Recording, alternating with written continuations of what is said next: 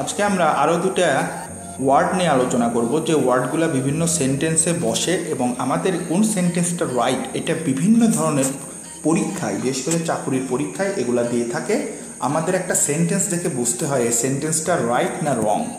তো সেগুলোর জন্য আমরা কিছু কিছু কনজাংশন জানি, খুব ক্রিটিক্যাল, বিভিন্ন স্থানে একই অর্থে ব্যবহৃত হয়, কিন্তু সেই ব্যবহারগুলো কোনটা অ্যাপ্রোপ্রিয়েট সেটা বোঝার জন্য আমাদের কিছু কনফিউশনের সৃষ্টি হয়। সেটার জন্যই কমন মিস্টেকস ইন ইংলিশের এটা আরেকটা টপিকস নিয়ে আলোচনা করব, যেখানে টপিক্সের আলোচনার মূল বিষয়বস্তু বিফোর এবং অ্যাগোয়ের ব্যবহার।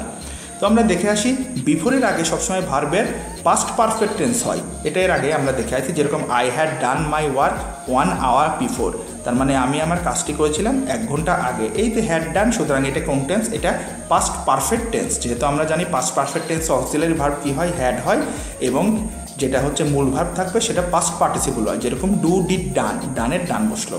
আর একটা উদাহরণ, Jamal had come here long before, Jamal এখানে অনেক আগে এসেছিল। তো এখন বিফোরের আগে কি বসলো?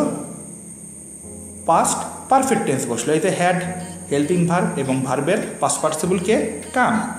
এখন যদি অ্যাগোর ক্ষেত্রে দেখা যায় তাহলে অবশ্যই ভার্বের আগে পাস্ট ইনডেফিনিট টেন্সে বসবে। একটা উদাহরণ থেকে দেখে আসি, he went to London 2 years ago, তার মানে অ্যাগোর আগে যে টেন্সটা যুক্ত হয়েছে সেটাকে পাস্ট ইনডেফিনিট টেন্স, তার মানে এখানে সবসময় ভার্বের পাস্ট ইনডেফিনিট টেন্স ব্যবহার হবে আর বিফোরে পাস্ট পারফেক্ট টেন্স।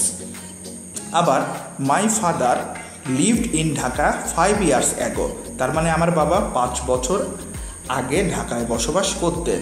তো এখানে যদি দেখা যায় লিভডটা কি নিজেই একটা কি পাস্ট ইনডেফিনিট টেন্স, সুতরাং অ্যাগোর আগে পাস্ট ইনডেফিনিট বসে। এখন যেটা স্পেশাল কেস, সেটা অ্যাগোটা কখনো নেগেটিভ সেন্সে ব্যবহার করা হয় না। যেরকম we did not see him long ago, আমরা যদি স্ট্রাকচার খেয়াল করি তাহলে এখানে ডিড নট আছে, অর্থাৎ পাস্ট ইনডেফিনিট টেন্সই আছে, কিন্তু এটা কখনো ব্যবহার করা যাবে না। কেন? কারণ এটা একটা নেগেটিভ বোঝাচ্ছে। আমরা কি জানি অ্যাসার্টিভ সেন্টেন্স দুই ধরনের, একটা হচ্ছে অ্যাফার্মেটিভ, নেগেটিভ। সুতরাং এটা কি সেন্টেন্স? এটা অ্যাসার্টিভ সেন্টেন্স। তার কোন সেন্টেন্স? এটা নেগেটিভ সেন্টেন্স। এই নেগেটিভ সেন্টেন্সগুলোয় কখনো অ্যাগোর ব্যবহার হবে না। অ্যাগো সবসময় অ্যাফার্মেটিভ অর্থে ব্যবহৃত হয়। যেমন we saw him long ago, আমি তাকে অনেক আগে দেখেছিলাম। তো এখানে কিন্তু এটা অ্যাফার্মেটিভ ফর্ম আছে, এখানে কিন্তু বলা হয়নি দে ডিড নট সি। সুতরাং আমাদের এটা ক্লিয়ার হতে হলো কি, যে অ্যাগোটা কখনো নেগেটিভ সেন্টেন্সে ব্যবহৃত হয় না। ধন্যবাদ সবাইকে।